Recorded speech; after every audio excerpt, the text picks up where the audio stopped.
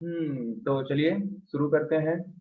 उससे पहले अगर आप चैनल को सब्सक्राइब नहीं किए हैं तो सब्सक्राइब कर दें और बेल आइकन को प्रेस कर दें, जिससे आपको वीडियोस की नोटिफिकेशन मिलती रहे। ओके, चलिए। NCERT exercise chapter number 2, class 11, जिसमें 20 तक हुआ है, 21 से स्टार्ट करेंगे। और सभी लोग जानते हैं यहाँ पर जो भी आते हैं कि हर एक स्टूडेंट जरूरी होता है। चलिए देखो, 21, क्वेश्चन नंबर 21।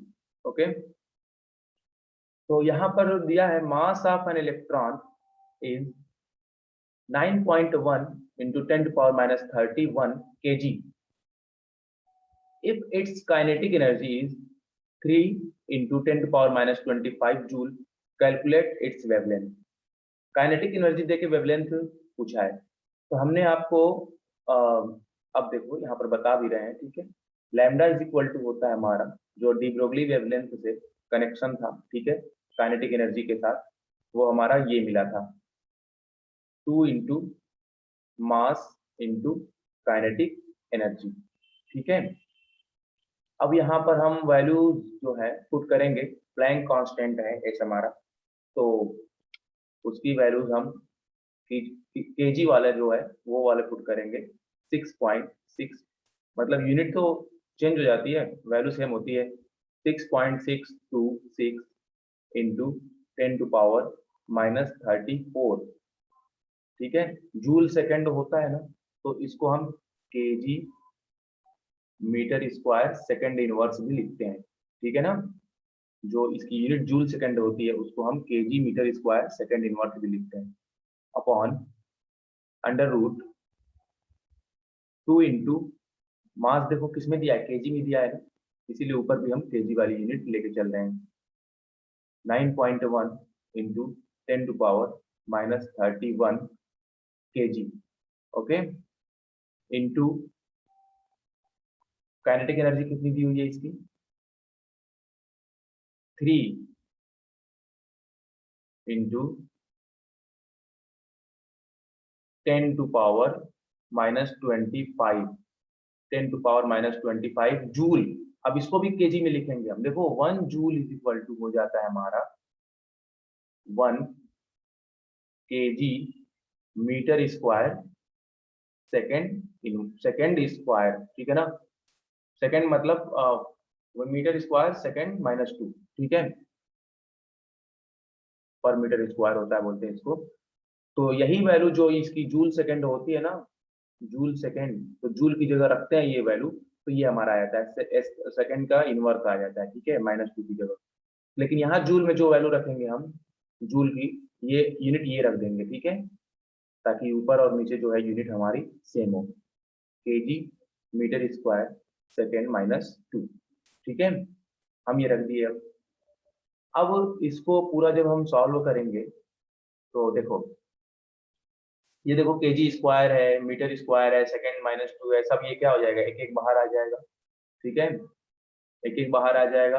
तो केजी से केजी कट जाएगा, मीटर से 1 मीटर ऊपर कट जाएगा, ठीक है। देखो यूनिट वाला पहले हम बता दे रहे हैं आपको, सारा स्लाइड तो यही लिख दिए हैं हम, ठीक है। चलो यहाँ देखो, हम पहले यूनिट को बाहर कर देते हैं ना। ऊपर तो हमारा केजी है, ताकि आंसर हमको किसमें आएगा, मीटर में आ जाएगा, KG metre square second inverse. अब नीचे जो हम करेंगे, ठीक है, नीचे जो हम लिख रहे हैं, यहाँ देखो केजी यहाँ पर है, केजी यहाँ पर है, ठीक है, केजी स्क्वायर है, यानी कि बाहर जो निकलेगा रूट से क्या निकलेगा, केजी निकलेगा हमारा, ठीक है। यहाँ मीटर स्क्वायर है, बाहर जो निकलेगा क्या निकलेगा, मीटर निकलेगा। यहाँ सेकंड -2 है, बाहर निकलेगा क्या निकलेगा, सेकंड -1 निकलेगा, ठीक है।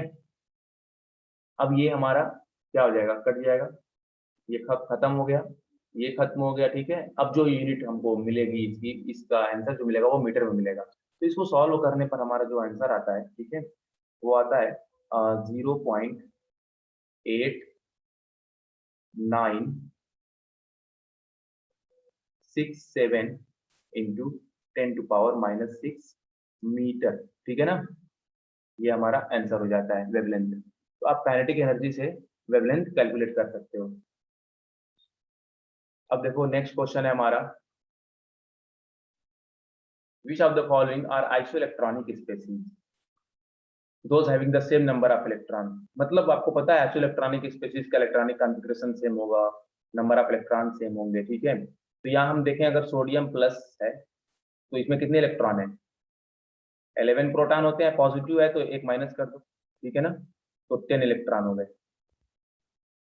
के प्लस यहाँ पे 7 लिखते हैं, चलते हैं, Mg2 प्लस है हमारा, तो 12 इलेक्ट्रॉन होते हैं न्यूट्रल एटम में, उसमें से 2 प्लस है यानी कि 2 माइनस कर दो तो हमारे 10 इलेक्ट्रॉन हो गए। अब ये देखो ये स्पीसीज क्या है, आइसो इलेक्ट्रॉनिक, क्या है, आइसो इलेक्ट्रॉनिक स्पीसीज, दोनों में 10 इलेक्ट्रॉन है, Na प्लस में भी 10 इलेक्ट्रॉन है, Mg2 प्लस में भी 10 इलेक्ट्रॉन है, ठीक है। उस तरह यहाँ पर पोटेशियम है, आपको एटॉमिक नंबर याद होना चाहिए ना, पोटेशियम का 19 होता है एटॉमिक नंबर, एक पॉजिटिव है, एक माइनस कर दो, कितने इलेक्ट्रॉन हो गए, 18 इलेक्ट्रॉन हो गए, ठीक है, 18 इलेक्ट्रॉन। उसी तरह कैल्शियम है हमारा, कैल्शियम में 2 पॉजिटिव है, कैल्शियम का एटॉमिक नंबर 20 होता है, 2 पॉजिटिव मतलब -2 कर देंगे। देखो कटायन होता है तो माइनस कर देते हैं, आयन होता है ऐड कर देते हैं एटॉमिक नंबर में, नंबर ऑफ इलेक्ट्रॉन निकालने के लिए, तो ये हो जाएगा हमारा 18 इलेक्ट्रॉन। उसी तरह यहाँ पर सल्फर है, सल्फाइड, ठीक है, सल्फाइड आयन, तो ये हो जाएगा हमारा, सल्फर का कितना होता है, 16 होता है, माइनस है ना, तो यहाँ पर 2 ऐड कर देंगे तो हमारा कितना इलेक्ट्रॉन मिल जाएगा, 18 इलेक्ट्रॉन मिल जाएगा। 2 ऐड क्यों कर रहे हैं यहाँ पर, क्योंकि इस पे 2 निगेटिव है तो 2 ऐड कर दिए, 2 पॉजिटिव रहता तो माइनस कर देते हैं एटॉमिक नंबर पे।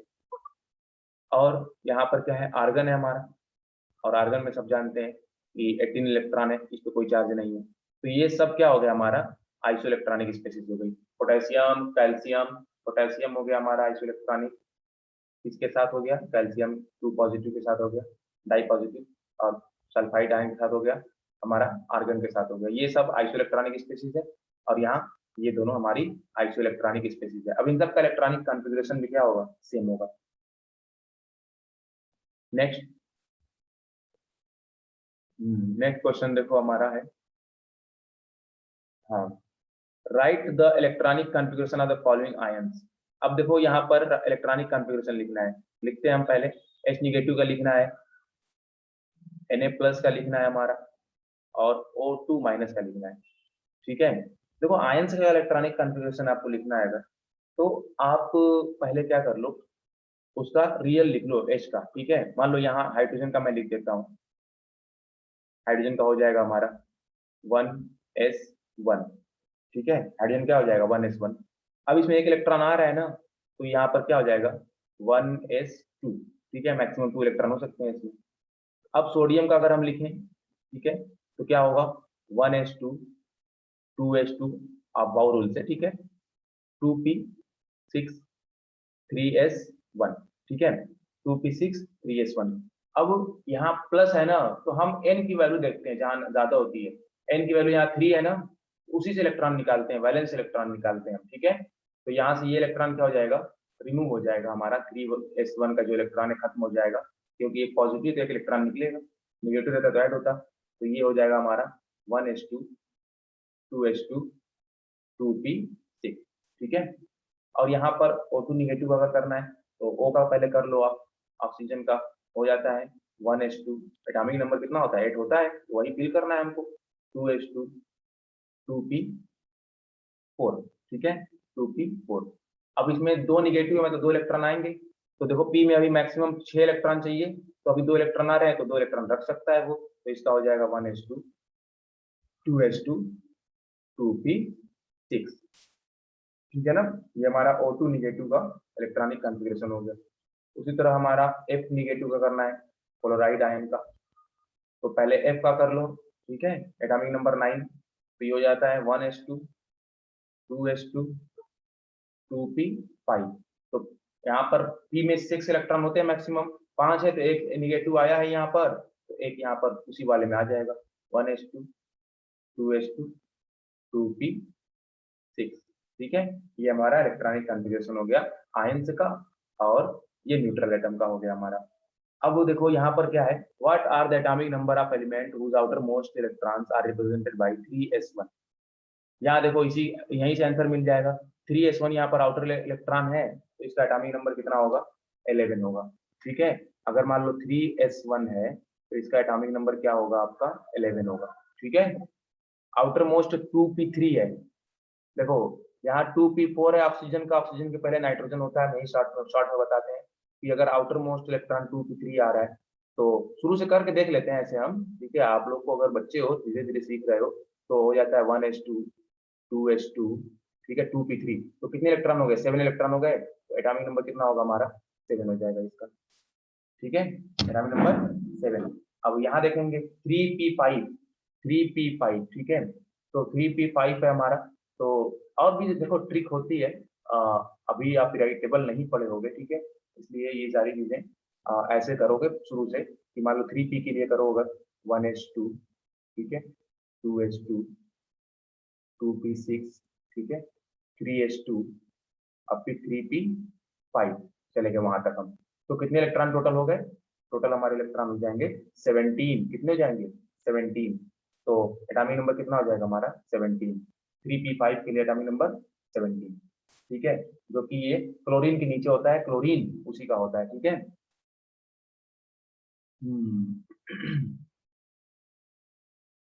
अब आगे देखो, which items are indicated by following configuration. अब देखो यहाँ से कौन सा एटम है फॉलोइंग कॉन्फ़िगरेशन का? हीलियम में 2 इलेक्ट्रॉन और यहाँ 1 इलेक्ट्रॉन, 3 इलेक्ट्रॉन किसके लिए होता है? लिथियम के लिए होता है। ये लिथियम का कॉन्फ़िगरेशन है। ठीक है ना, और यहाँ देखो नियॉन में 10 इलेक्ट्रॉन और यहाँ पर 2 और 3 5 इलेक्ट्रॉन, तो 10 और 15 इलेक्ट्रॉन किसका होता है? फास्फोरस का होता है। फास्फोरस का एटॉमिक नंबर 15 होता है। यहाँ पर देखो आर्गन में 18 इलेक्ट्रॉन प्लस यहाँ कितने इलेक्ट्रॉन है? 2 1 3, यानी कि 18 और 3 हमारा 21 इलेक्ट्रॉन। ठीक है, यानी कि 21 इलेक्ट्रॉन किसका होता है? स्कैंडियम का होता है। तो हमारा ये स्कैंडियम हो गया, ये फास्फोरस हो गया हमारा, और ये जो ए वाला है वो लिथियम का हो गया। ठीक है ना, तो हम ऐसे ऐड कर लेते हैं इलेक्ट्रॉन को और हम बता देंगे कि कौन से एटॉमिक नंबर का वो कॉन्फ़िगरेशन है। ठीक है, नेक्स्ट चलते हैं, हमारा क्वेश्चन जो है 24, question number 24। What is the lowest value of n that allow g orbital to exist? अब देखो n की वैल्यू मान लो 1 होती है, तो l की वैल्यू हमारी क्या आती है? 0 आती है। 0 से लेकर 1 तक होती है ना। देखो l की वैल्यू जो होती है वो 0 टू n-1 तक होती है। तो अब n की जगह 1 रखेंगे, 1 - 1 क्या आ जाएगा? 0 आ जाएगा। तो 0 टू 0 क्या आ जाएगा? 0। l की वैल्यू क्या आ जाएगी? 0 आ जाएगी। उसी तरह अगर n इज इक्वल टू हम 2 रखते हैं तो l की वैल्यू क्या आ जाएगी? 0 भी आएगी और l की वैल्यू 1 भी आएगी। ठीक है ना, यहाँ पर 2 - 1 क्या आ जाएगा? 1, यानी कि 0 टू 1, तो 0 भी होगी 1 भी होगी। उसी तरह n की वैल्यू अगर हम 3 रखते हैं तो l की वैल्यू कितनी आती है? 0 आएगी। 3 - 1 कितना होगा? 2 होगा, 0 से लेकर 2 तक, तो 0 आएगी, 1 आएगी, 2 आएगी। ठीक है, उसी तरह n इज इक्वल टू हम 4 रखते हैं तो l की वैल्यू आएगी, देखो 0 टू, यहाँ फिर से देख लो n-1, तो 0 टू n कितना है? 4 है, 4 - 1 यानी कि 0 टू 3, 0 से लेकर 3 तक, यानी कि 0 आएगा, 1 आएगा, 2 आएगा और 3 आएगा। उसी तरह n इज इक्वल टू अगर हम 5 रखते हैं तो l की वैल्यू कितनी आएगी? 4 तक आएगी, 0 1 2 3 4। ठीक है, देखो ये s होता है, l की वैल्यू 0 होती है, s के लिए होती है, यहाँ s के लिए होता है, ये p के लिए होता है, यहाँ s होता है, यहाँ p होता है, यहाँ पर d होता है, यहाँ 0 s के लिए होता है, 1 p के लिए होता है, 2 जो होता है d के लिए होता है और 3 जो होता है f के लिए होता है। उसी तरह यहाँ s p d f, तो g के लिए क्या होगा? यहाँ पर 4 होगा। तो g कब आ रहा है? मिनिमम जो वैल्यू है हमारी, lowest value of n, g कब आएगा? n is equal to 5, n is equal to 5 पे आएगा। ठीक है, मतलब हम यही डायरेक्ट दिखाएंगे आंसर में कि n इज इक्वल टू 5 और l इज इक्वल टू 4 आएगा। ठीक है, और मतलब 0 से लेकर 4 तक, 0 1 2 3 4। अब ये नंबर तो आपको पता है, एसपीडीएफ बताता है, तो आगे वाला क्या बताएगा? जी बताएगा। और जी के लिए कितनी होनी चाहिए? कम से कम n की वैल्यू 5 रहेगी तभी जी का आएगा। ठीक है, तभी 4 आएगा हमको। n की वैल्यू 4 तक में तो जी आ ही नहीं रहा है। ठीक है ना, 5 के बाद जी आने लगेगा। तो इस तरह क्वेश्चन आप ऐसे कर लेना। 25, 25, बहुत इजी क्वेश्चन है। An electron is one of the 3D orbitals, ठीक है, इलेक्ट्रॉन कहाँ है 3D ऑर्बिटल्स में। Give the possible value of n l m, m l लिखा है मतलब मैग्नेटिक क्वांटम नंबर। तो आप अगर 3D में हो, आप ही 3D में हो, बैठ गए हो, ठीक है, तो आपके लिए एन की वैल्यू जो यहाँ नंबर होता है वही होता है, 3 हो गया, ठीक है। आप ही के लिए जो एल की वैल्यू होगी, जब एन की वैल्यू यहाँ पर डी है ना, तो एल की वैल्यू यहाँ पर क्या करेंगे हम, 2 लिखेंगे। देखो S P D F, L की वैल्यू जो होती है 0 होती है, इसके लिए नंबर ही इंडिकेट करता है, याद रख लो आप लोग, ठीक है। 2 होती है, एल की वैल्यू 3 होती है। तो डी के लिए देखो कितनी है एल की वैल्यू, 2 है, तो एल की वैल्यू 2 लिख दिया हम। अब एम की वैल्यू हम इस 3D को देख के नहीं निकालेंगे, एल की वैल्यू जो है उसको देख के निकालेंगे। 3D को देख के एन बता दिए हम, डी को देख के एल बता दिए। अब देखो एम की वैल्यू क्या आ जाएगी, -L2 प्लस एल विथ 0, 0 के साथ। तो -L मतलब -2 -1 0 +1 फिर +2, ठीक है ना, हो गया ना, -2 से लेकर +2 तक हो गया, -L से लेकर +L तक, ये हम कैलकुलेट कर लिए। अब आगे देखो हमारा जो नेक्स्ट क्वेश्चन है 26, क्वेश्चन नंबर 26, ठीक है। An atom of an element contain 29 electron and 35 proton, नहीं न्यूट्रॉन, ठीक है। Reduce the number of protons and the electronic configuration of the element, ठीक है। देखो 29 इलेक्ट्रॉन है एक एटम में, देखो 29 क्या है, इलेक्ट्रॉन है, ठीक है। तो an atom of element contain, तो एटम न्यूट्रल होता है, जितने इलेक्ट्रॉन होते हैं उतने प्रोटॉन होते हैं।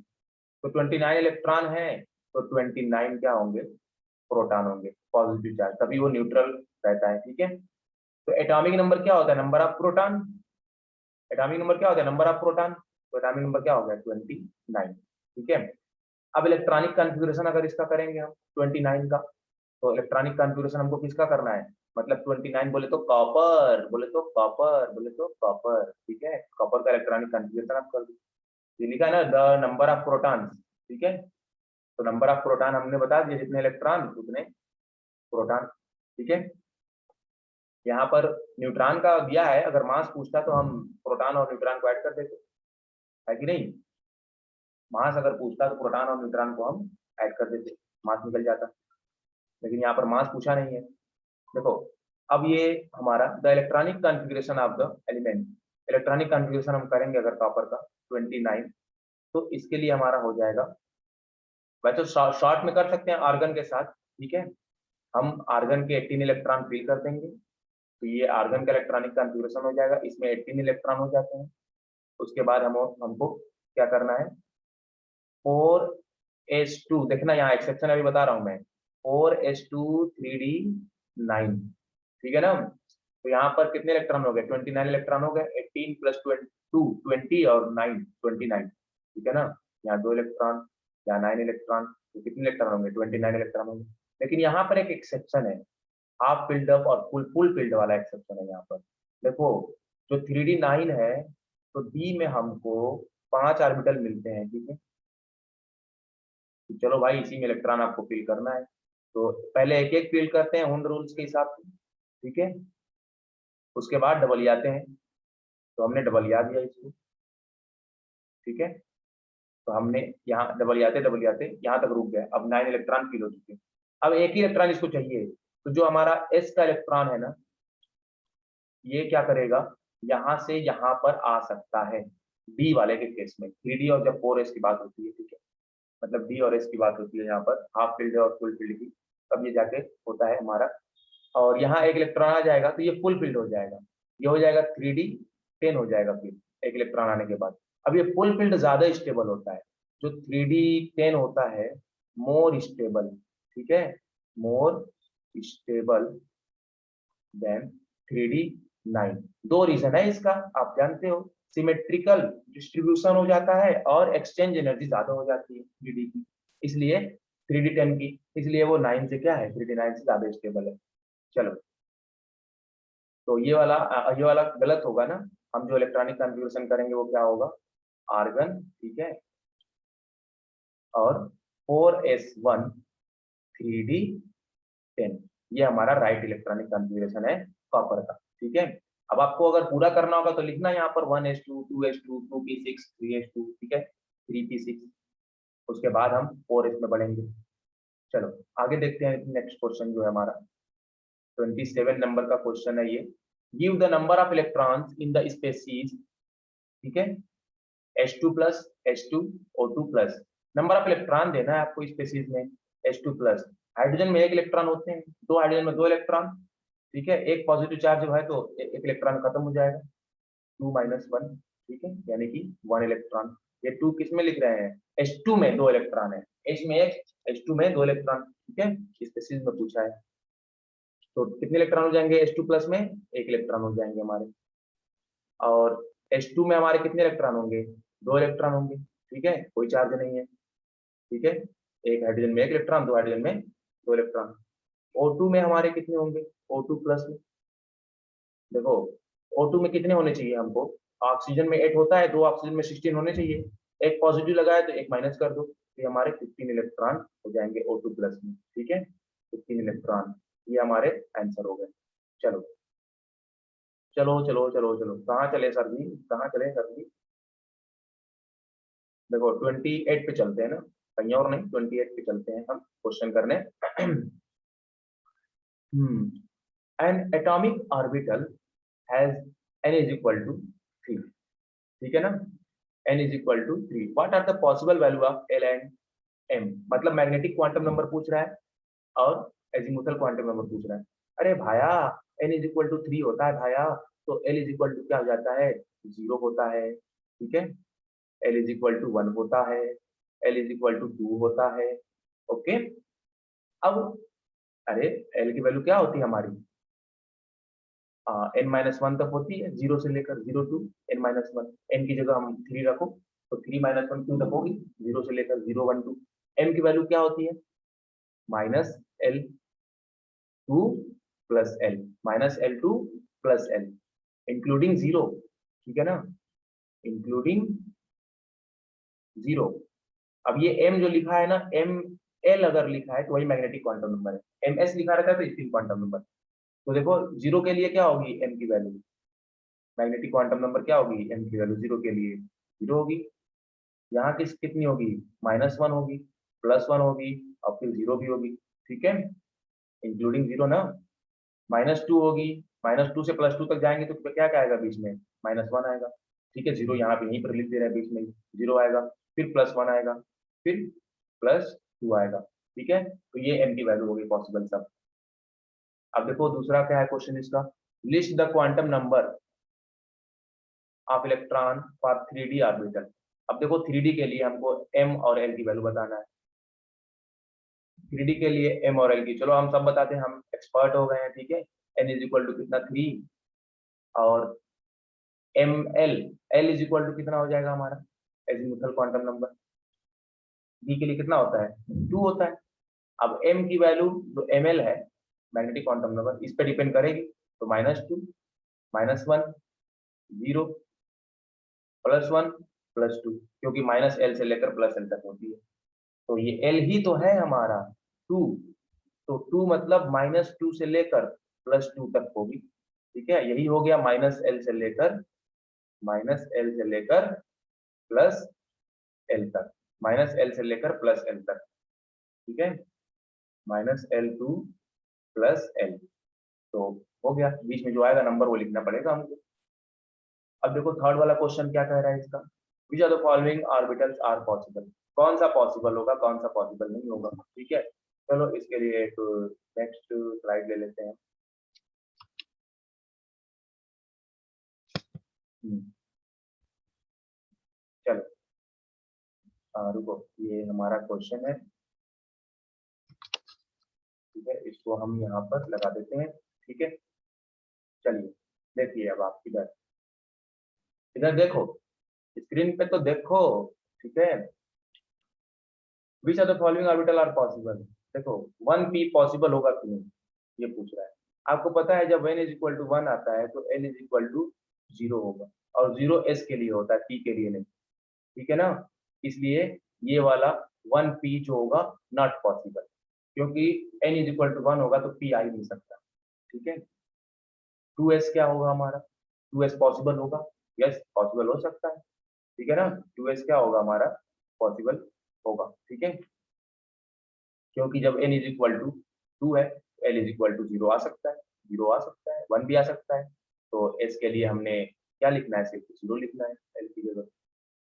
अब 2p पॉसिबल है कि नहीं, यह भी पॉसिबल है, n इज इक्वल टू 2 है, तो l इज इक्वल टू 0 भी आता है हमारा, और l इज इक्वल टू 1 भी आता है, ठीक है। तो 1 किसके लिए होता है, p के लिए होता है, तो ये हमारा करेक्ट है, ठीक है, करेक्ट सेट है ये।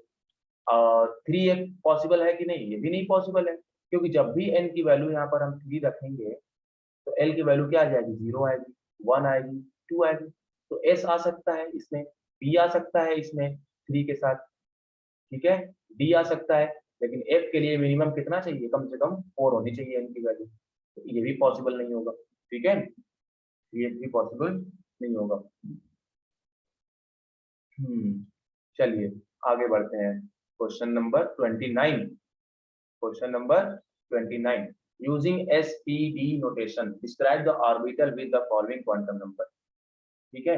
ये देखो 29 में कह रहा है n इज इक्वल टू 1 है, l इज इक्वल टू 0 है, तो 1 मतलब 1, ठीक है, 0 मतलब s, या 1s को दिखा रहा है, ठीक है ना, 1s ऑर्बिटल को बता रहा है ये,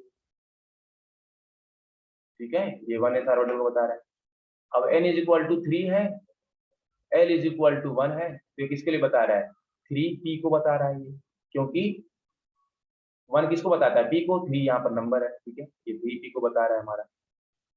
n is equal to, c वाला देखो 4 है, और l इज इक्वल टू 2 है, ये किसको डिफाइन करेगा, तो 4, 2 का मतलब d, 2 का मतलब d, ये 4d को बता रहा है, 4d ऑर्बिटल को बता रहा है, ठीक है।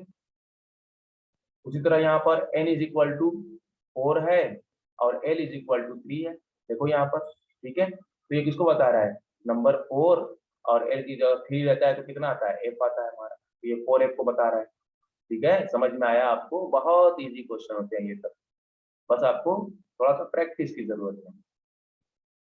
देखो 30, इसमें कौन सा पॉसिबल है, कौन सा पॉसिबल नहीं, ये बताना है आपको, ठीक है, कौन सा पॉसिबल है, कौन सा पॉसिबल नहीं है। जब भी देखो ए वाले में हम बात करते हैं, जब भी n is equal to is not equal to 0, ये तो आपको पता है, n कभी 0 नहीं होता, ठीक है, इसलिए ये वाला पॉसिबल ही नहीं है, ठीक है ना, n कभी 0 हो ही नहीं सकता। दूसरे वाले को देखो, जब n इज इक्वल टू 1 है, तो l इज इक्वल टू 1 हो, l इज इक्वल टू 0 हो सकता है, ठीक है, बिल्कुल हो सकता है, और m की जगह भी 0 होगा, l की जगह 0 है तो m की जगह 0 होगा, ठीक है, और ms हाफ हो सकता है, माइनस हाफ हो सकता है, या प्लस हाफ हो सकता है, या दोनों हो सकता है, ठीक है, तो ये वाला पॉसिबल है हमारा, बी वाला क्या है, पॉसिबल है। सी वाला देखो, n is equal to 1, l is equal to 1 दिया है, तो जब भी n इज इक्वल टू 1 होगा तो l is not equal to 1, क्योंकि n इज इक्वल टू 1 के लिए l इज इक्वल टू क्या आ जाता है, 0, ठीक है, उस 1 नहीं आता है, ठीक है ना, तो इसलिए ये सी वाला भी पॉसिबल नहीं होगा।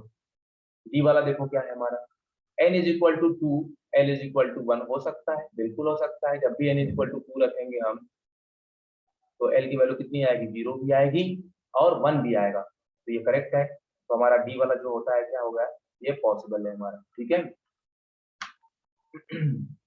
अब l की जगह 1 है तो m की जगह 0 आएगा ना, क्योंकि l की वैल्यू हम अगर 1 रख रहे हैं तो m की वैल्यू क्या आ जाएगी, -1 आएगी, 0 आएगी, +1 आएगी, तो ये तो करेक्ट ही ऑर्डर है।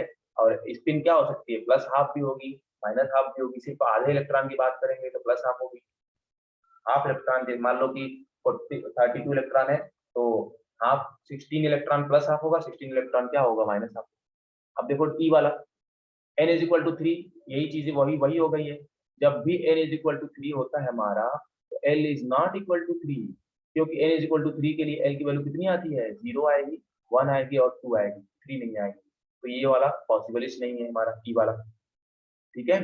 f वाले की बात अगर करते हैं हम, n इज इक्वल टू 3 है, तो l इज इक्वल टू हमारा कितना हो सकता है, 0 हो सकता है, 1 हो सकता है, 2 हो सकता है, ठीक है, तो यहाँ पर 1 है तो पॉसिबल है ये सेट, और m की जगह यहाँ पर 0 है, क्योंकि एल की जब वैल्यू 1 रखते हैं तो 0 तो आएगा ही आएगा, ठीक है। और एक्सट्रीम क्या होता है, प्लस हाफ हो माइनस हाफ हो, चलेगा। तो ये वाला भी पॉसिबल है। तो हमें यहाँ देखने को मिल रहा है ये 5 है, 1 2 3 4 5 6 है ना।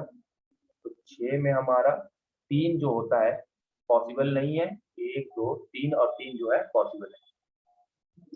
आज के लिए इतना ही। लगे रहो अपने फ्रेंड्स को ये एनसीईआरटी की एक्सरसाइज शेयर करो, जिसकी वजह से और भी एक्सरसाइज आपको अपलोड होती रहे, ठीक है।